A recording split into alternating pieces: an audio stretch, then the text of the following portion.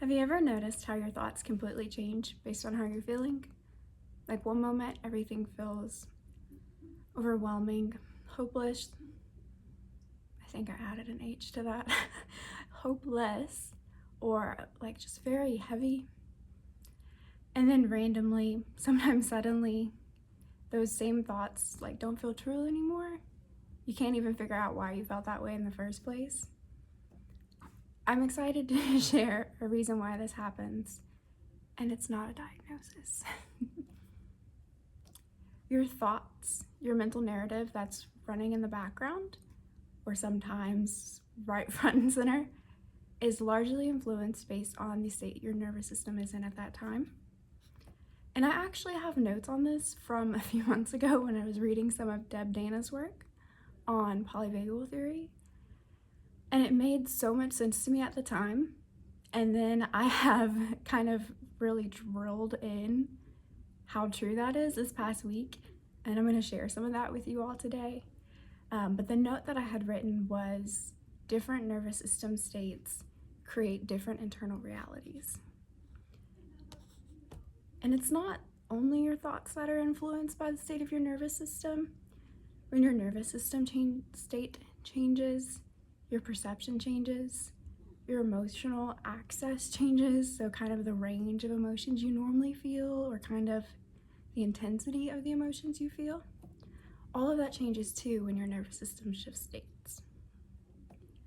And according to polyvagal theory, there are 3 dominant states. There's the dorsal vagal state, which is commonly, the shutdown dissociation. There is the sympathetic state, which is that activation, that fight or flight, most commonly known as survival mode. And then there's also the ventral vagal state, which it can be summarized as, a feeling of safety and connection. It's kind of the more regulated state is the way that I look at it, even though that's not entirely true. That's how I look at it for right now. And that'll evolve as I continue learning more. But you don't need to remember the specific science behind it or the specific terms. Really just understanding, kind of the general function that happens in those states and the stories that they might be feeding your mind when your nervous system is in them. So when you're in that more dorsal vagal state, that shutdown, that disconnection, you kind of feel hopeless, empty. People, dreams, even the world kind of feels far away. Everything feels pointless. And so some of the things, like thoughts you might be having, your mental narrative might be like, what's the point? Nothing matters anyways. I can't do this. Just want to disappear, or like I don't want to be here. Kind of wanting to just be left alone, or feeling like you're too exhausted for pretty much anything. And kind of what happens is you have this feeling of withdrawal, numbness, feeling kind of collapsed and disconnected from not only yourself, but others in the world, or maybe I should have said that the other way, feeling disconnected from the world, others, and even yourself. So that's kind of that, again, the dorsal vagal, but the shutdown, disconnection, that kind of state. When you're in the sympathetic state, that activated survival mode kind of state, there's a lot of urgency. There's a lot of feeling unsafe. Things are overwhelming, pressure, you kind of just want to get things done now, like you want to keep moving. And the internal narrative, the thoughts you might be having are, something's wrong. Like, I gotta fix this now. I'm falling behind, people aren't safe, like you can't relax, like you're just buzzing in your body. And there's this, kind of underlying sense or focus of danger and urgency and hypervigilance and really needing control to try and feel safe again. And then lastly, the third of the states is that ventral vagal state, where you're feeling, it's kind of the safety and connection state. Is that kind of the function of that one? The world usually feels manageable, in a sense that, if you have a challenge, it is challenging. It's not the end of the world. It feels meaningful. You feel more open. You feel more connected to the world, life itself, other people, other beings, and yourself too. And some of the thoughts that you might have, I have some written for examples. It's more of like, oh, I've got this. Things are probably okay. I feel more like myself. I feel alive again. This is possible. I have those like written kind of thoughts. For me, it's been more feelings, a feeling of possibility, a feeling of just open and free and expansive, just feeling alive. So I did share some like thoughts to kind of keep going, but for me, it's been mostly not thinking those things, but really feeling them. When you're in that ventral vagal state, that safety and connection state, there's more connection. That's where the name comes from. You have more curiosity, more creativity, you feel more alive. And what's extremely important to remember is that regardless of which state you're in, those thoughts feel absolutely true and convincing in that state. So this is why you can be feeling open and expansive and the world is your oyster, and then maybe something happens, maybe something doesn't. Just later you feel hopeless, and it's like, what is the point of life? You can feel both extremes, and they can feel so real, so certain, like there's no other possibility, just depending on the state that your nervous system is in. And this is why when you are kind of having I look outside a lot, it helps me focus. When you're kind of in a very negative loop, so your mind's just running these, whether it's thoughts of like worrying about something, or just replaying a bad situation, or just something you don't want to be thinking about really, anything that makes you feel like a negative Nelly or a negative Nancy. I feel like Nelly's better. That's why when you're in those like negative mentality, it is so difficult to think your way into feeling better.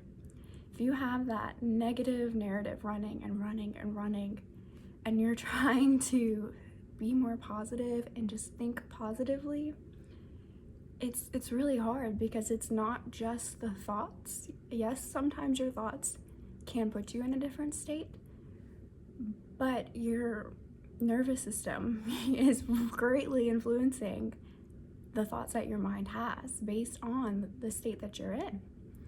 And so you're in that state of either everything's hopeless or I've got to do everything now. You're in one of those states and you're trying to fight it, but that state fuels the narrative. And it also limits your access to different perspectives. So if you are feeling super shut down, you're not gonna be thinking about, what business do I build? How do I get the dream man? How do I, what hobby do I want to start today? Like, you're not gonna be thinking or feeling or focusing on those, because that's not the state your system is in. It's not open to that. And likewise, if you're feeling very, very anxious and you've got to fight or run at any second, you're not going to be able to really talk yourself into calming down, because you have that extra energy, that activation energy, which keeps you on edge. So you're not going to be thinking of calm things. You're going to be thinking exactly how you're feeling. And something that kind of helps me imagine this is, it's kind of like trying to read the letters at the eye doctor through the wrong lens. So it's not necessarily a problem that the letters have changed. You know, what's going on in the world hasn't really changed, but the way that you see it, the lens has changed. And so my kind of take on this is that it's like you are at the doctor's office, they put the little, I don't even know what they're called, the little goggle things that are so weird on, and they're like asking you to read these letters, and you're just staring there, and all you see is this white square, kind of a square. It's super blurry, there's nothing on it, and you're just like, this is hopeless. There's no point in trying to read that. Like, you're telling me there's letters on that screen and I don't see anything. And then they do their little thing where they like click and they're like, what line can you read now? And you're like, oh, it's a little better. Like, wait a second, what is that? So you're kind of like no longer like, this is hopeless. You're like, there's something there, I can't tell what it is. What do I do? And then finally they click again and you can see the letters. It makes sense, and you're almost like, oh, okay. And then you can read the letters. You feel some relief, you feel relaxed, you're able to respond because you can see what's going on. And so that's kind of how I feel like it works with your nervous system states. You know, maybe you're looking at the same event, but you're seeing it completely differently based on what state your nervous system is in. And so, you know, kind of the story follows the state. So if you're not able to think your way to feeling better, to thinking more positive, if you're not able to think your way into a different nervous system state, like, what is your option? Like, what can you do to change it?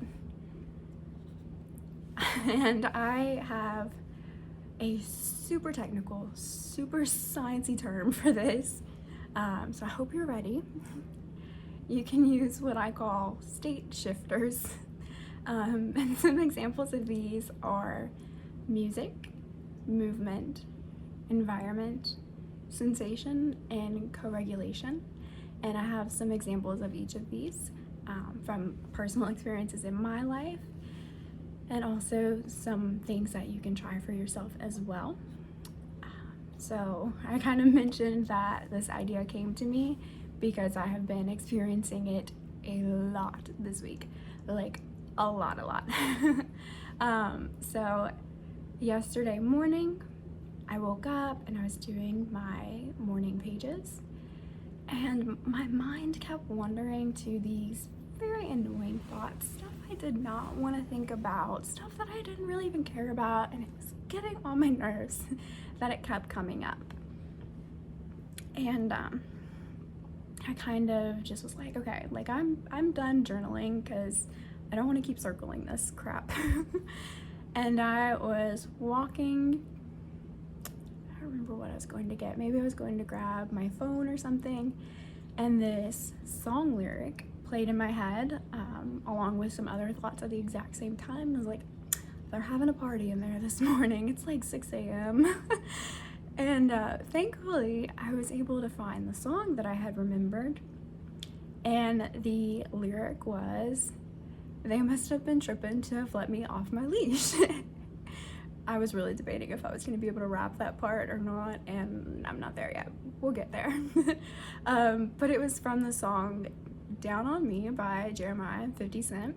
So I played the song, and like the shift that I felt was practically instant. You know, the looping thoughts were gone, the low mood was gone. I guess my best analogy was it kind of felt like when you see shapeshifters or werewolves on TV and they just like rip out of their skin. You know, I kind of went from, I don't know, like in my head, not really here, kind of playing the, you know, play that stupid loop that I did not want to think about to listen to that song. It was like, boom, like, I'm here, I'm feeling it, I'm feeling great. And so I just sang and danced around my living room to this song. And it was so amazing. Like, that narrative was gone. I felt free, I felt happy, I was having so much fun.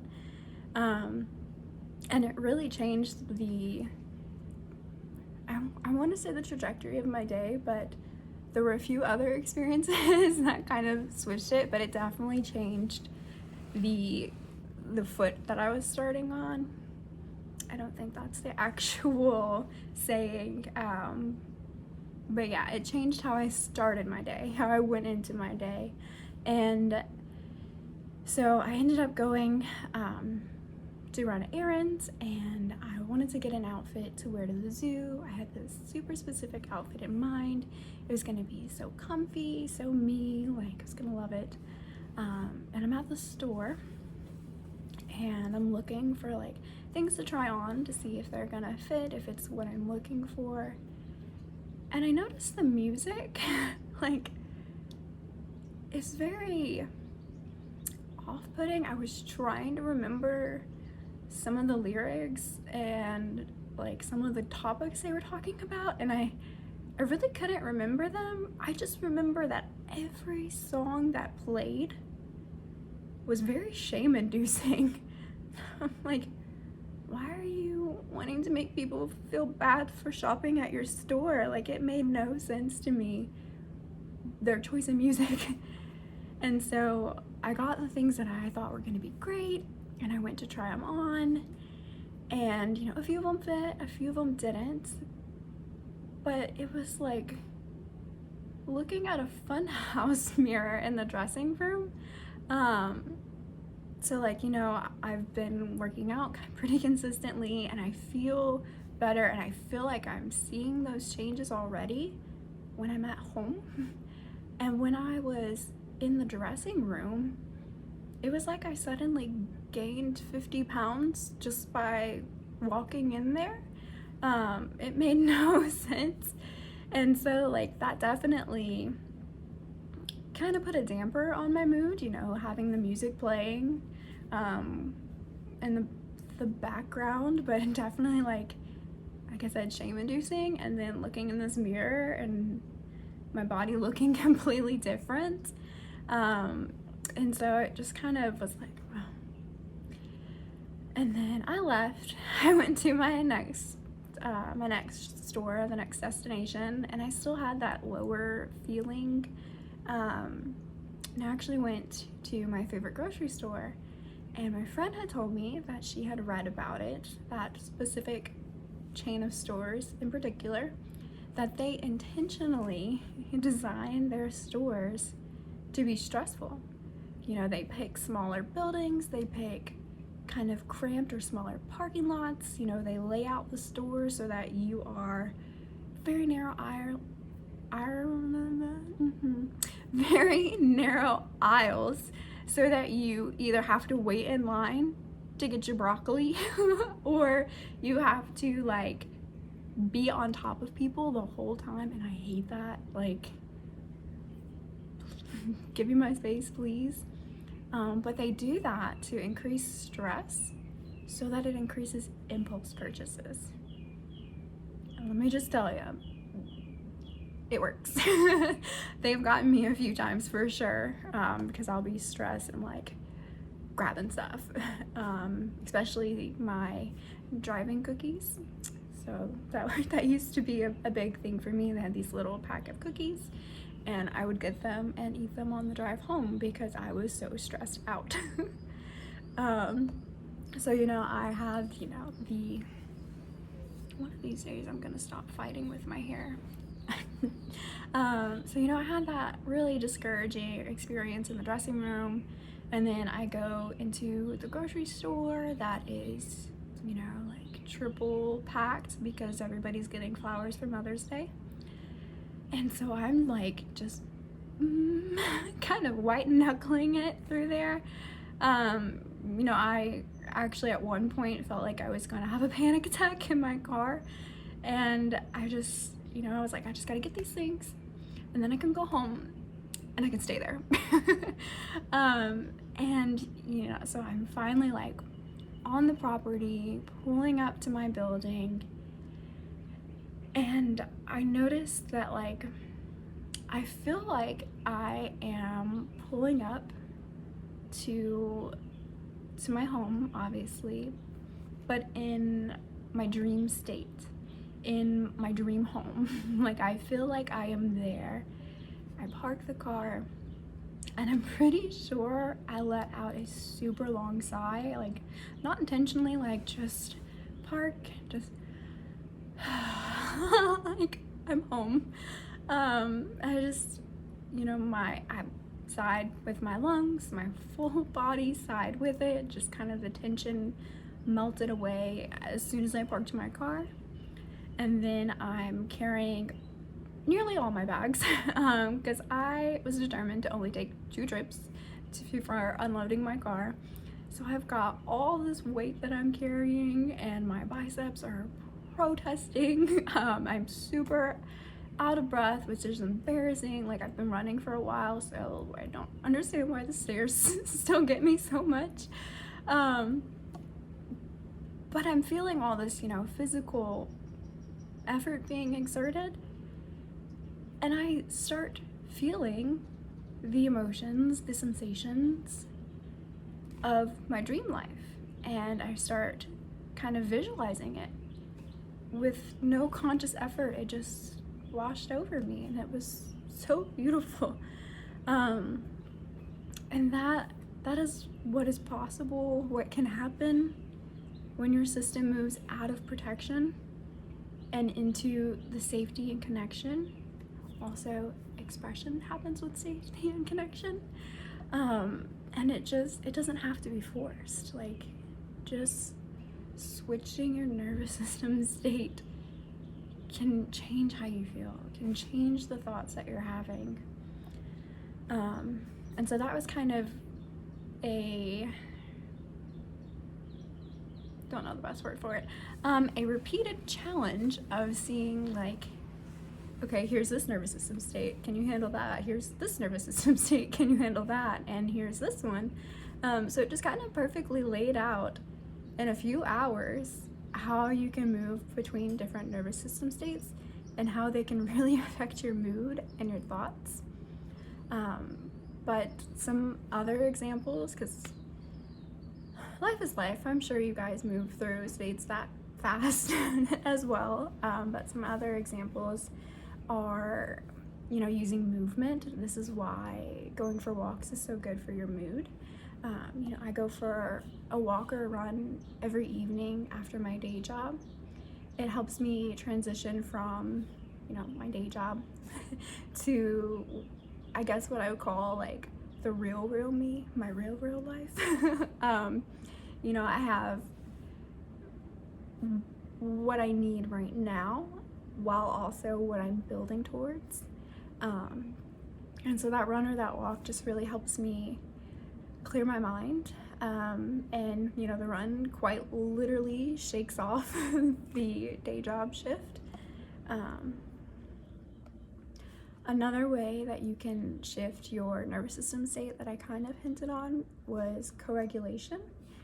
And I won't go super deep into the science for this video, but basically your nervous system feels, it senses, and reads other nervous systems without you ever realizing it. Like, if you are in the same space as another person, your nervous systems are reading each other and you are not cognitively aware of it happening. It's why, if you're, like I said, in a space and someone who's feeling super anxious walks in, if you're aware of it, you might start feeling anxious yourself, and you might have no clue why. Your nervous system is picking that up. And so this is also why, if you are feeling a bit low or you have like a stressful or scary event, you're likely going to want to talk to someone, you're going to want to tell someone about it. So you are unconsciously seeking that safety signal from their nervous system, that co-regulation, to kind of bring you from, let's say this is like normal regulated state, and if you're like whoo, whoo, whoo, kind of like dysregulated, like something happened, you're kind of freaking out, they're gonna help you get back down to that sense of safety.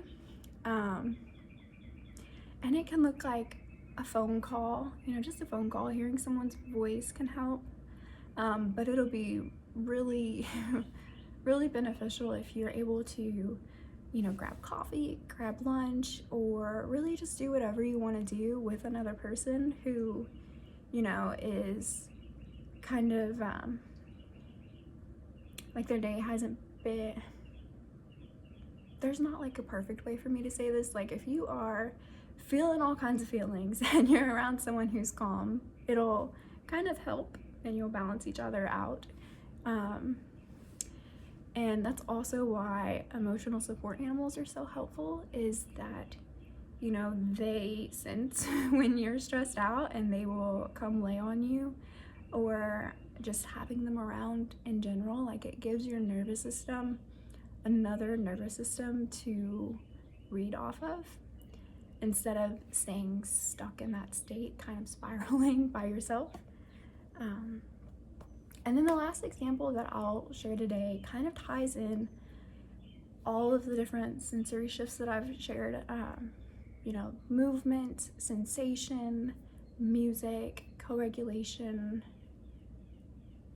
There might be more, but it's fine. So back in college, a friend and I would randomly go for drives in the middle of the night. Usually we were just like, we couldn't sleep, we were super stressed out, there was this homework and this test and blah, blah, blah, blah, blah. Just all the things they throw at you when you go to college. And so, when we would go for those drives, we were changing our environment and we were adding movement, and I keep saying we, so that's co-regulation. And we would have music. So, sometimes it'd be soft music, we'd just be together. Sometimes we played music so loud that we couldn't hear ourselves scream, sing. I was saying that properly and I stopped myself. We couldn't hear ourselves scream singing over how loud we had the music. We'd have the windows down. So, the music, the wind blowing on our faces, our hair, and we would just have a good time together. And I felt like I always got the better end of the deal because she would always drive.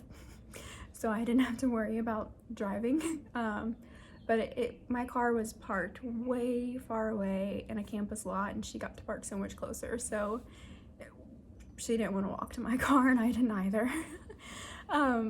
But, we would go on these drives, and we would return home, feeling refreshed, relaxed, and usually be able to sleep after that. Like, we didn't do the homework. The homework's still there. The test is still coming. But we had shifted our state enough so that we could go to sleep. We could rest and maybe do better on that homework and those tests. Yeah, so those are some things. And sensations have been really big for me. That's kind of how I started regulating my nervous system, was noticing different sensations, glimmers, and like really using sensory awareness to go from super dissociated to in my body, calmer, more regulated, more resilient with my nervous system. And some of the sensations that they're just my favorite. They are my favorite. They usually bring me back almost instantly every single time. One of my favorites is the feeling of the breeze on my skin. It just feels like a caress and it blows around. I feel like I am as free as the wind, and it's just amazing. Another one is hearing birds sing. So I love hearing them sing.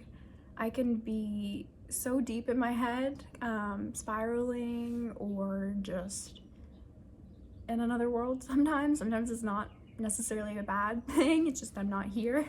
And I will hear the birds sing and I just feel this peace.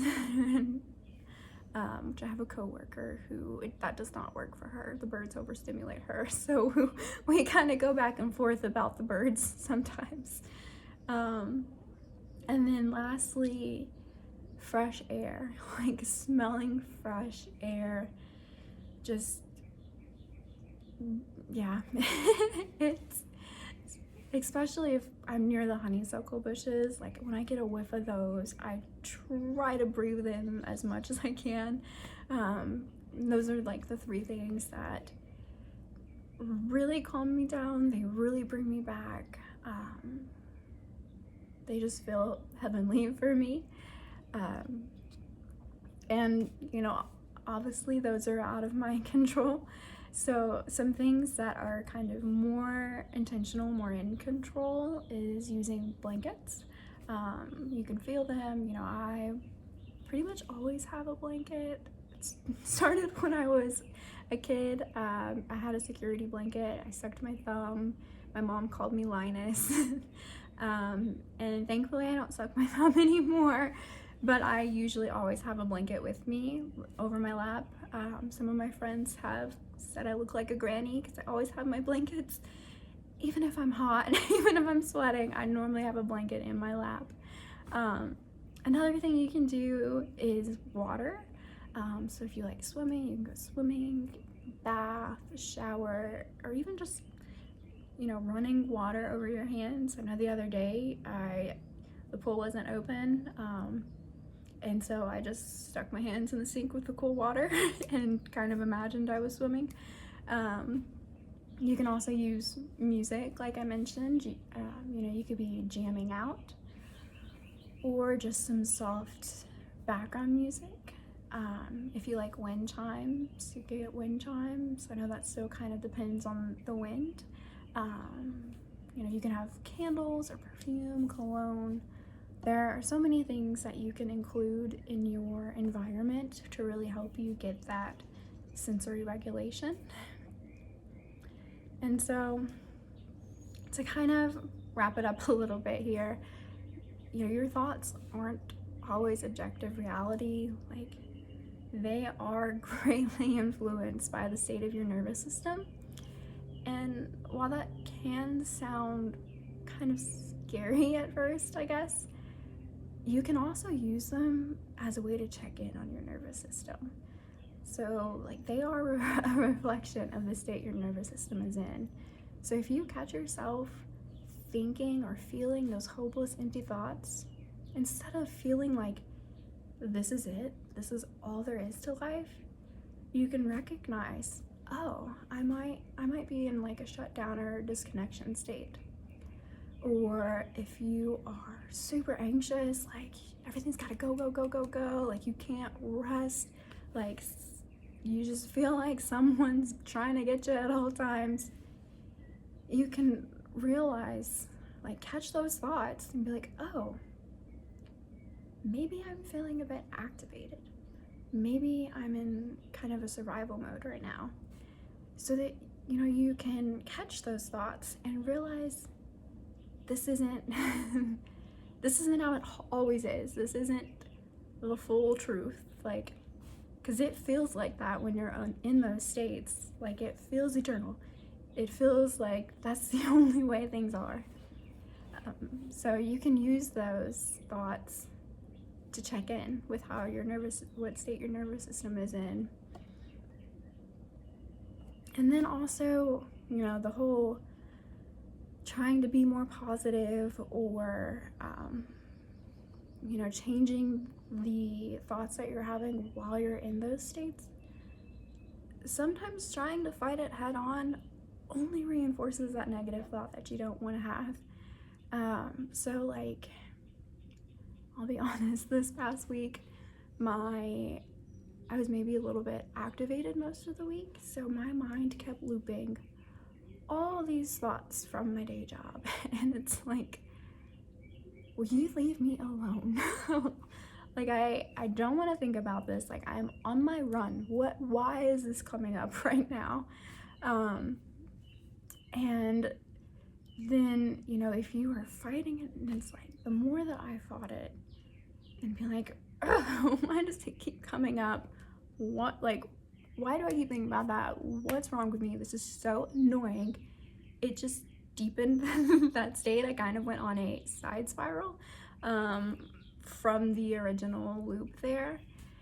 And so, you know, trying to, one, continue to run, but also being present in the run, not moving my body and thinking about something else, like being there, looking where I'm going, noticing things around me, you know, pairing that movement and sensation really helped versus digging the ditch of that thought that I didn't want to have. So that's something to kind of keep in mind if you are so used to fighting those negative thoughts head on, is you might just be, you know, reinforcing it, feeding into it even more. So sometimes the most powerful thing you can do isn't trying to force better thoughts, it's helping your nervous system feel safe enough for a different story to emerge. So if you're tired of that uphill battle, like I said, of trying to change the thoughts that you're having while you're in those states, if you're tired of feeling like controlling your thoughts is like wrestling an alligator, or if you're tired of feeling like you are failing at being positive, or that you are failing at mindset work, try some of these state shifters. See how different your thoughts are when you switch the state of your nervous system.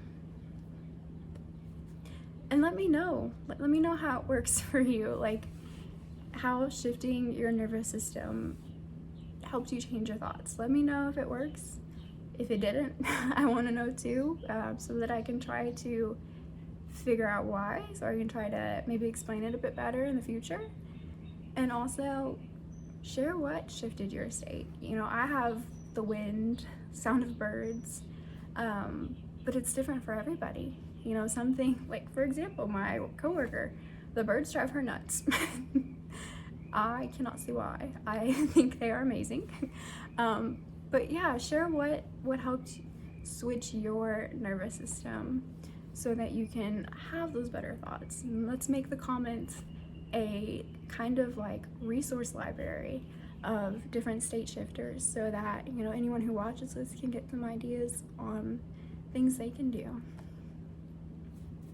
And then, as always, if you'd like to learn more about regulating your nervous system so you can feel safe enough to be in your body, learn about reconnecting with your body and becoming embodied, make sure to subscribe, because I'm going to keep sharing my journey and what I'm learning and experiencing.